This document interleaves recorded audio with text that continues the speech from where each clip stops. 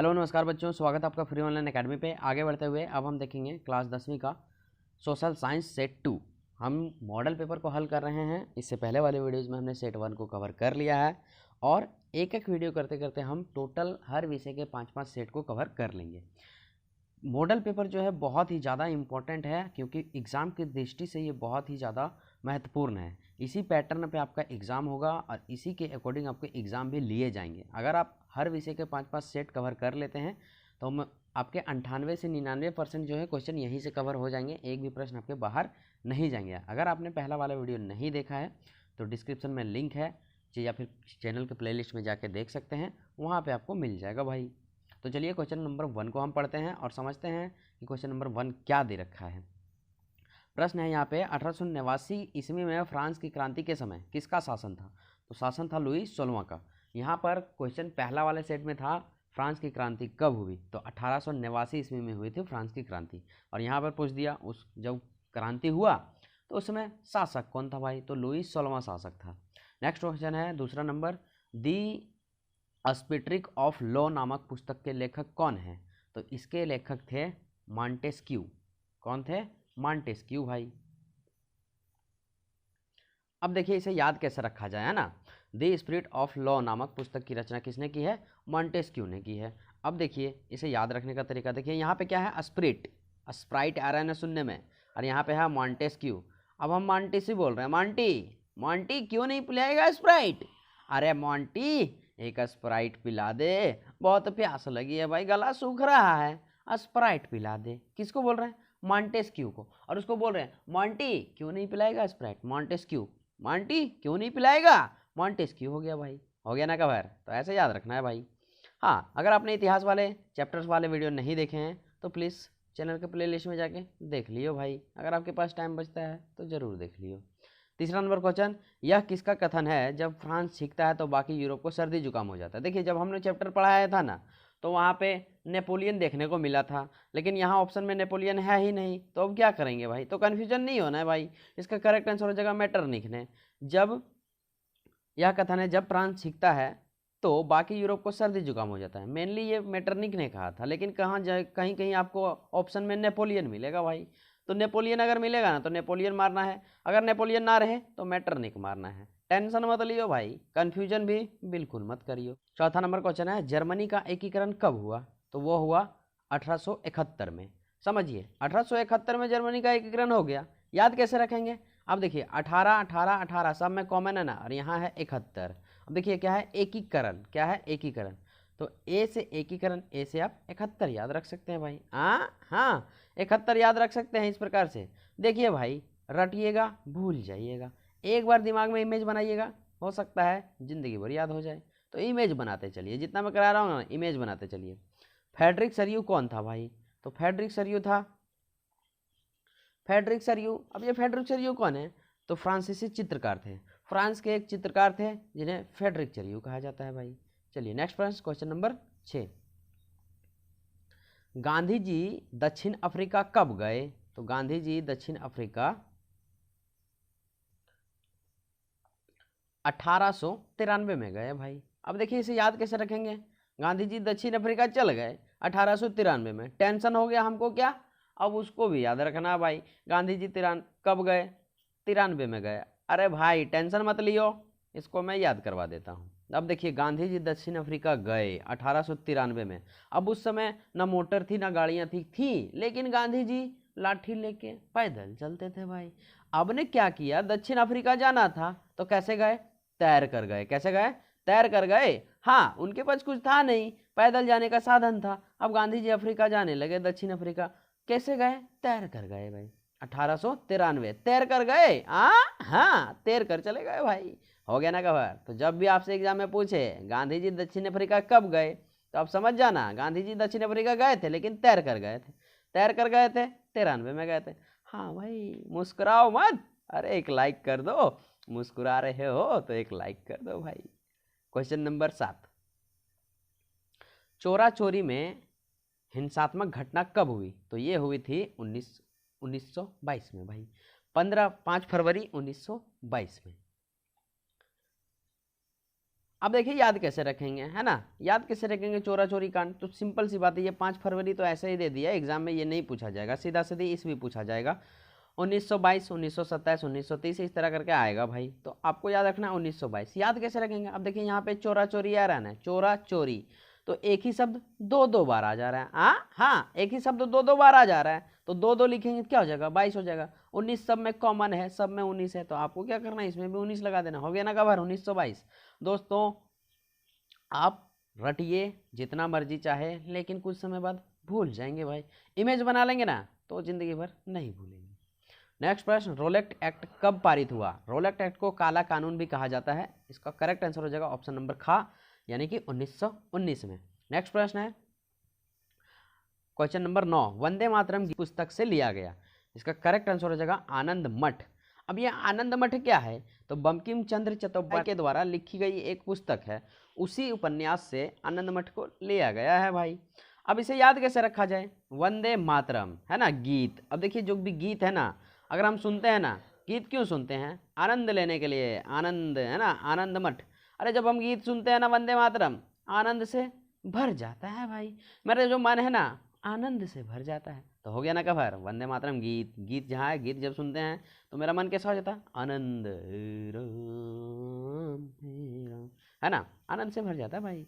वंदे मातरम गीत आनंद से भर जाता है मेरे मन को। नेक्स्ट प्रश्न है, बापू किन्हें कहा जाता है, तो महात्मा गांधी को ना बापू कहा जाता है, और चाचा किसे कहा जाता है, पंडित जवाहरलाल नेहरू को भाई। ये दो महान दिग्गज हैं जिन्हें राष्ट्रपिता, बापू, चाचू ये सब के नाम से जाना जाता है भाई। इसका करेक्ट आंसर ऑप्शन नंबर खा हो जाएगा भाई। बापू के बारे में पूछा है, आप घा मत लगा दियो। नेक्स्ट प्रश्न क्वेश्चन नंबर 11, समाप्यता के आधार पर संसाधन कितने प्रकार के होते हैं, 2 प्रकार के होते हैं। पिछला सेट में था उत्पत्ति के आधार पर, उसका भी करेक्ट आंसर 2 ही था। यहाँ पे मैं आपको बता दूं समाप्यता के आधार पर जो समाप्त हो जाता है, तो 2 संसाधन है, कौन कौन, एक होता है नवीकरणीय और एक होता है अनवीकरणीय। बातें समझ में आ गई। नवीकरणीय वो संसाधन होता है जो समाप्त हो जाते हैं, अनवीकरणीय संसाधन वो होते हैं जिसे पुनः प्राप्त किया जा सकता है भाई उपयोग करके। क्वेश्चन नंबर 12, निम्नलिखित में से किस राज्य में सीढ़ीदार खेती पाई जाती है भाई। सीढ़ीदार बोलेगा, सोपानी खेती बोल सकता है, 2 में कोई एक। सीढ़ीदार वही खेती वहीं बोलेगा ना जहाँ पे पहाड़ी हो, तो इसका correct answer Uttarakhand, option number D हो जाएगा भाई। पढ़ाया हुआ क्वेश्चन है, एकदम बिल्कुल पढ़ाया हुआ क्वेश्चन। आपने अगर नहीं देखा है हिस्ट्री वाले वीडियोज को, 2 ही चैप्टर पढ़ाए हैं, 2 ही चैप्टर पढ़ना है, आप एक बार जरूर देख लें भाई। पूर्वी तट के नदी डेल्टाओं पर किस प्रकार की मृदा पाई जाती है, तो जलोढ़ मृदा पाई जाती है। अब देखिए ये नदी डेल्टा किसे कहते हैं, नदियों के द्वारा जो मिट्टी बहाकर लाया जाता है ना उसे कहते हैं नदी डेल्टा भाई। हाँ, नहीं पता आपको, अरे कोई बात नहीं, हमने बता दिया ना, तो कवर कर लीजिए। किस मृदा को रेगर या स्वतः जुताई वाली मृदा भी कहा जाता है। हमने आपको सारे क्वेश्चन करवाए हैं भाई, इसका ऑप्शन नंबर हो जाएगा का, यानी कि काली मृदा को रेगर मृदा भी कहा जाता है भाई। अब देखिए काली मृदा को याद कैसे रखेंगे, रेगर, रेगर से याद रखिए रेगुलर, रेगर, रेगर से याद रखिए रेगुलर।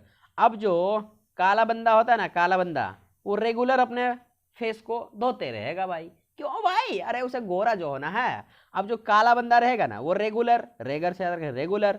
अब जो काला बंदा होगा ना वो अपने फेस को रेगुलर धोगा, अपने मुंह को रेगुलर धोएगा। क्यों, अरे उसको गोरा जो होना है भाई। अरे भाई कितनों फेस को धो लो, तुम काला है, काले ही रहोगे। दोस्तों डोंट माइंड, मेरा मकसद सिर्फ आपको रिलेट और याद करवाना है, दिल पे मत लियो भाई। अगर दिल पे लियो तो वो उतार के कमेंट बॉक्स में डाल दियो, हम पढ़ेंगे, हमें खुशी होगी भाई। नेक्स्ट प्रश्न 15 नंबर प्रश्न, इनमें से कौन सा संरक्षण तरीका समुदायों की सीधी भागीदारी नहीं करता है, सीधी भागीदारी नहीं करता है। संयुक्त वन प्रबंधन, चिपको आंदोलन, बीज बचाओ आंदोलन, वन्य जीव प्रसारण का परिसीमन। देखिए सीधी अगर आपको भागीदारी करने हैं तो आप इसमें चले जा सकते हैं, इसमें भी चले जा सकते हैं, इसमें भी चले जा सकते हैं, लेकिन घ नंबर जो ऑप्शन है इसमें नहीं जा सकते, ये सरकार के द्वारा चलाया जा सकता है, आप इसमें भागी नहीं ले सकते। तो इसका करेक्ट आंसर हो जाएगा ऑप्शन नंबर घ। नेक्स्ट प्रश्न हम देखेंगे क्वेश्चन नंबर 16, भारत जैव विविधता में समृद्ध देश हैं, विश्व की कितनी प्रतिशत उपजातियां भारत में पाई जाती हैं। इसका करेक्ट आंसर हो जाएगा ऑप्शन नंबर ए, 8% जातियां जो है वो भारत में पाई जाती है। क्वेश्चन नंबर 17, भारतीय वन्य जीव संरक्षण अधिनियम कब लागू किया गया, तो 1972 में यह किया गया था लागू, ऑप्शन नंबर गा इसका करेक्ट हो जाएगा क्वेश्चन नंबर 17 का। नेक्स्ट प्रश्न हम देखते हैं 18 नंबर प्रश्न है यहाँ पे, भारत में बहुउद्देशीय नदी परियोजनाओं को आधुनिक भारत का मंदिर किसने कहा? पढ़ाया हुआ क्वेश्चन है भाई। ऑप्शन नंबर गा हो जाएगा, जवाहरलाल नेहरू ने। इसने कह दिया साफ साफ, बहुउद्देशीय नदी परियोजनाओं को हम क्या बोलेंगे? भारत का मंदिर बोलेंगे भाई। अरे क्यों? अरे बहुउद्देशीय नदी परियोजनाओं बहुत सी जीविका का संचालन करता है भाई, जीने के लिए सेवाएं, जीने के लिए आसरा देते हैं। अगला क्वेश्चन 19 नंबर क्वेश्चन, दामोदर नदी घाटी परियोजना किस राज्य में है? तो ये अपना झारखंड राज्य में है भाई। हाँ, ये बहुत थोड़ा बंगाल में और थोड़ा बहुत बिहार में, लेकिन अधिकांशतः झारखंड में है भाई। तो हो गया ना कवर झारखंड। चलिए आगे चलेंगे। 20 नंबर क्वेश्चन, अच्छा प्रश्न है। सरदार सरोवर बांध से कौन सा राज्य प्रभावित है? तो वो है गुजरात। सरदार सरोवर बांध से ना गुजरात प्रभावित है भाई। हमने आपको ट्रिक भी बताया है सारे के सारे बांधों के, आप प्लेलिस्ट में जाके चेक भी कर सकते हैं भाई। नेक्स्ट प्रश्न क्वेश्चन नंबर 21, औसत आय प्रति व्यक्ति आय की गणना किस प्रकार की जाती है? औसत आय की गणना हम करते हैं देश की कुल आय से और बट्टा में कर देते हैं देश की कुल जनसंख्या से। तो ऑप्शन नंबर ए में ही दिखाई दे रहा है, देश की कुल आय बटे देश की कुल जनसंख्या। तो इसका करेक्ट आंसर हो जाएगा ऑप्शन नंबर का। नेक्स्ट प्रश्न देखेंगे क्वेश्चन नंबर 22। क्वेश्चन नंबर 22 है, विभिन्न देशों के वर्गीकरण करने के लिए विश्व बैंक किस मापदंड का उपयोग करता है? तो प्रति व्यक्ति आय को वो पकड़ता है और उसके बाद विश्व बैंक जो है सो इसका मापदंड करता है कि कौन सा देश कितना आगे है, कौन सा देश कितना पीछे है पैसों के मामले में, आय के मामले में। 23 नंबर प्रश्न इंपॉर्टेंट प्रश्न है, नवीकरणीय योग्य संसाधन का उदाहरण कौन सा है? तो देखिए पेट्रोल अनवीकरणीय खत्म होने वाली चीजें हैं, कोयला ये भी अनवीकरणीय खत्म होने वाली चीजें हैं, भूमिगत जल है जो कभी खत्म नहीं होगा, ये पुनः चक्रण इसका चलता रहेगा, इसे इसलिए बोलेंगे नवीकरणीय संसाधन। ऑप्शन नंबर गा इसका राइट आंसर हो जाएगा भाई। क्वेश्चन नंबर 24 पे चलेंगे। क्वेश्चन नंबर 24 है, लोगों के विकास के लक्ष्य क्या होने चाहिए? लोगों के विकास के लक्ष्य क्या होने चाहिए भाई? तो यहाँ पे इसका करेक्ट आंसर हो जाएगा खा, भिन्न या परस्पर विरोधी। देखिए विकास के लक्ष्य सबके समान बिल्कुल भी नहीं होंगे। क्या आप बैंक मैनेजर बनना चाहते हैं तो दूसरा कोई बैंक मैनेजर बनेगा? आप अगर रेलवे में जाना चाहते हैं तो क्या रेलवे भी बनेगा? नहीं, सबके अलग अलग होते हैं। कोई बोलता है हम अधिकारी बनेंगे, कोई बोलता है हम इंस्पेक्टर बनेंगे, कोई बोलता है हम रेलवे में जॉब करेंगे, कोई बोलता है हम बैंक में जॉब करेंगे। तो सबके जो है अलग अलग होते हैं। हाँ, और यहाँ पे विरोधी इस प्रकार से हो जाएगा क्योंकि अगर हम आपको बोलेंगे नहीं आप बैंक मैनेजर बन जाइए तो आप मेरा विरोध कर देंगे, नहीं हमको बैंक मैनेजर नहीं बनना है भाई, हमको तो रेलवे में जाना है। कोई बात नहीं भाई, आप रेलवे में जाओ, हम तो बैंक में ही जाएंगे, बैंक ही मुझे अच्छा लगता है भाई। चलिए 25 नंबर क्वेश्चन थोड़ा सा लंबा है लेकिन यही बहुत आसान है भाई। रामू एक किसान है जिसने अधिशेष गेहूं को आटा मिल के मालिक को 10 रुपये प्रति किलोग्राम की दर से बेचा। मिल मालिक ने बिस्कुट कंपनी को आटा 15 रुपये किलोग्राम की दर से बेचा। बिस्कुट कंपनी ने आटे के साथ चीनी एवं तेल जैसी चीज़ों का उपयोग कर बिस्कुट के 4 पैकेट बनाई और बाजार में उपभोक्ताओं को 80 रुपये में बिस्कुट बेचा। सकल घरेलू उत्पाद की गणना में उपयुक्त में से किस वस्तु के मूल्य को लिया जाएगा? तो देखिए हमने आपको बताया है या नहीं ये पता नहीं, लेकिन यहाँ पे आप समझ लो कि जब भी काउंट किया जाता है, गणना कोई किया जाता है कोई भी वस्तुओं के ऊपर, तो वो सबसे लास्ट वाले पोजीशन को किया जाता है। जैसे यहाँ पे बिस्कुट, इसका करेक्ट आंसर घा नंबर हो जाएगा। बिस्कुट के ऊपर जो है सो अपनी लागत को, अपनी पूंजी को और अपनी सभी करों को जोड़ेगा। वही इस क्वेश्चन में यहाँ पर पूछा गया है कि हमने क्या किया है, आटा लिया, उसमें से गेहूँ मिलाया, उसमें से तेल और चीनी भी मिलाया, लास्ट में बिस्कुट बना दिया। तो आप फायदा या प्रॉफिट किस पे जोड़ेंगे? बिस्किट पे ही ना जोड़ेंगे। तो वही यहाँ पे क्वेश्चन पूछा गया था। चलिए ये प्रश्न देखने में सिर्फ बड़ा था लेकिन इसमें कुछ था नहीं, आप अच्छे से पढ़ेंगे बिल्कुल समझ में आ जाएगा। क्वेश्चन नंबर 26 है, विनिर्माण की क्रिया किस क्षेत्र के अंतर्गत आती है? तो वो आती है द्वितीय क्षेत्र के अंतर्गत।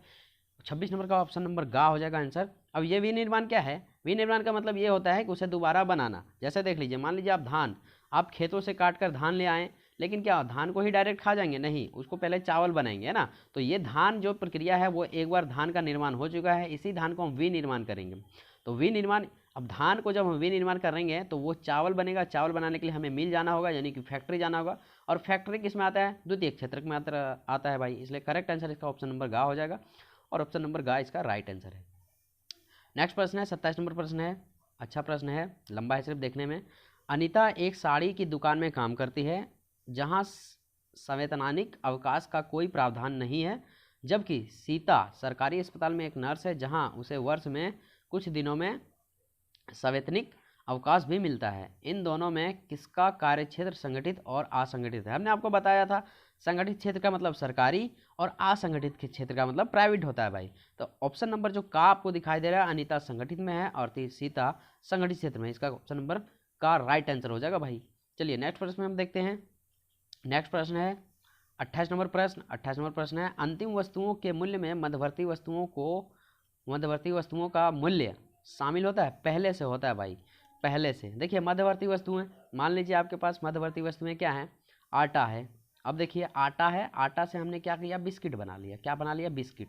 तो इस बिस्किट में इस आटा का मूल्य भी तो शामिल है, तो पहले से शामिल है इस बिस्किट में आटा का मूल्य, वही पूछा गया था, इसलिए ऑप्शन नंबर का इसका राइट आंसर हो जाएगा। 29 नंबर प्रश्न है यहाँ पे, राष्ट्रीय ग्रामीण रोजगार गारंटी अधिनियम कब अस्तित्व में आया? तो वो 2005 में आया। मनरेगा के बारे में पूछा है और इसके अंतर्गत 100 दिन की गारंटी है सरकार की तरफ से कि जो भी इसमें पंजीकृत कराएगा 365 दिन में हम उसे 100 दिन की रोजगार देंगे भाई, ये मेरी गारंटी है। क्वेश्चन नंबर 30, भंडारण को किस क्षेत्र में शामिल किया जाता है? तो वो तृतीय क्षेत्र में शामिल किया जाता है। भंडारण अब क्यों करेंगे? जब उस वस्तु को हमें फ्यूचर में उपयोग करना है भाई, तो उसको अच्छे से रख लेंगे बना के, ताकि हमको उपयोग करने में दिक्कत ना हो। 31 नंबर का प्रश्न है यहाँ पे, कौन सुमेलित नहीं है? कौन सा असत्य है? संघीय शासन व्यवस्थाओं में संबंध में कौन असत्य है? तो आप सब पढ़ेंगे ऊपर नीचे और ये सब सही मिलेगा। जो घ नंबर है, आंदोलन को संविधान और विभिन्न स्तर की सरकारों के अधिकारों की व्याख्या अधिकार ना होना, ये गलत है भाई, ये गलत बोला है। ठीक है, यहाँ बोल रहा है अदालत जो है ना निर्णय नहीं ले सकता है कोई भी चीज़ के अधिकारों का, ये गलत बात है। तो अदालत है क्यों? यहाँ पे लिख दिया ना होना, इसलिए ये ऑप्शन नंबर सही हो जाएगा, यही गलत बोला है, यही असत्य है। नेक्स्ट प्रश्न है, बेल्जियम में फ्रेंच भाषा बोलने वालों का कितना प्रतिशत? वो है 40%। कितने? 40%। अब देखिए इसे याद कैसे रखेंगे? तो भाषा बोलने वाले फ्रेंच है ना, फ्रेंच, अरे भाई फर्राटेदार भाषा बोलता है बेल्जियम में ना लोग, वहाँ के बेल्जियम में ना, बेल्जियम के लोग ना फर्राटेदार भाषा बोलते हैं। कौन सा भाषा? फ्रेंच। फ्रेंच कौन सा? फर्राटेदार, फर्राटेदार, फर फर फर आ रहा है ना कवर, फोर। तो यहाँ देखिए 4 है, 4 में 1 जीरो लगाएंगे ना तो 40 बन जाएगा भाई। तो ऑप्शन नंबर का इसका राइट आंसर हो जाएगा भाई। बातें समझ में आएगी कैसे कवर करना है? फर फर फर्राटेदार, फोर फोर, बेल्जियम में फ्रेंच भाषा 4 हो गया ना कवर। 33 नंबर, श्रीलंका में तमिल को कब राजभाषा घोषित किया गया? क्वेश्चन नंबर 33 का राइट आंसर ए हो जाएगा 1956 में। कब किया गया? 1956 में भाई। नेक्स्ट प्रश्न देखेंगे हम, क्वेश्चन नंबर 34, संविधान में कुल कितनी भाषाओं को अनुसूचित भाषाओं का दर्जा दिया गया? तो ऑप्शन नंबर घ इसका राइट आंसर हो जाएगा 22 भाषाओं का, और ये 8वीं अनुसूची में रखा गया भाई। और 22 भाषा कौन कौन से हैं? अब गूगल कर लियो। नेक्स्ट प्रश्न, क्वेश्चन नंबर 35, निम्न में कौन सुमेलित नहीं है? क्वेश्चन नंबर 35 का राइट आंसर हो जाएगा ए, भारतीय संघ जो है सो राष्ट्रपति, ये गलत है, बाकी सब सही है भाई। नेक्स्ट प्रश्न हम देखेंगे 36 नंबर प्रश्न, 7 पार्टी अलायंस यानी कि सप्तदलीय गठबंधन का गठन किस देश में किया गया था? तो इसका राइट आंसर हो जाएगा बी, नेपाल में किया गया था भाई। कहाँ? नेपाल में। चलिए नेक्स्ट प्रश्न हम देखेंगे। नेक्स्ट प्रश्न है यहाँ पे, बोल्विया किस महादेश में अवस्थित है? बोल्विया जो है सो लातिनी अमेरिका में अवस्थित है भाई। ये क्वेश्चन शायद हमने करवाया है, इससे रिलेटेड करवाया है पीछे। नेक्स्ट प्रश्न है यहाँ पे क्वेश्चन नंबर 38, बोल्विया में जल युद्ध नामक आंदोलन का नेतृत्व किसने किया था? तो फेडेकोर ने किया था। फेडेकोर के कौन है? इसका फुल फॉर्म क्या होता है? हमने आपको बताया भी है भाई। अगर आपने टॉपिक हिस्ट्री वाले नहीं देखे हैं तो प्लीज़ एक बार जाके देख लियो। नेक्स्ट प्रश्न हम देखें, इनमें से कौन सा कथन असत्य है? तो ये का नंबर सत्य है, खा नंबर सत्य है, गा नंबर सत्य है। जो लास्ट वाला है ये असत्य है भाई। लास्ट वाले में है क्या? दबाव समूह और राजनीतिक दल समान प्रकृति के है, ये गलत है भाई। आप ये सबको पढ़िएगा, ये सब सही है, ये गलत है नीचे वाला। नेक्स्ट प्रश्न 40 नंबर प्रश्न है और अंतिम प्रश्न है सेशन का, नेपाल में SPA 7 पार्टी अलायंस ने किस अंतरिम सरकार का प्रधानमंत्री चुना था? तो यहाँ इसका करेक्ट आंसर हो जाएगा गिरिजा प्रसाद कोरिल्ला। आपको वहाँ पे जेपी कोरिल्ला भी मिल सकता है, इसका मतलब गिरिजा प्रसाद कोरिल्ला भी आपका करेक्ट आंसर हो जाएगा। एग्जाम के ऊपर ये रहेगा तो आप मार सकते हैं जेपी कोरिल्ला। इसका राइट आंसर ए नंबर हो जाएगा, गिरिजा प्रसाद कोरिल्ला। तो चलिए इसी के साथ होता है आपका सेशन खत्म। आशा करते हैं ये सेशन आपको पसंद आया होगा। मिलते हैं अगले वीडियो में, तब तक के लिए जय हिंद जय भारत।